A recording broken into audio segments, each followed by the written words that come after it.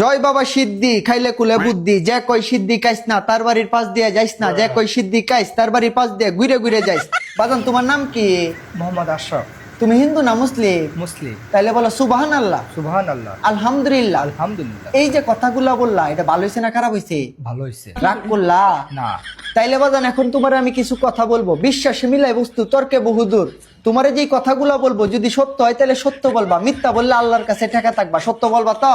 বলবো। রাগ করলা না। তুমি এমন এক ব্যক্তি, তোমার খাইলে খিদা লাগে না, ঘুমাইলে চোখকে দেওয়া না, কথা কো ঠিক না বেটি?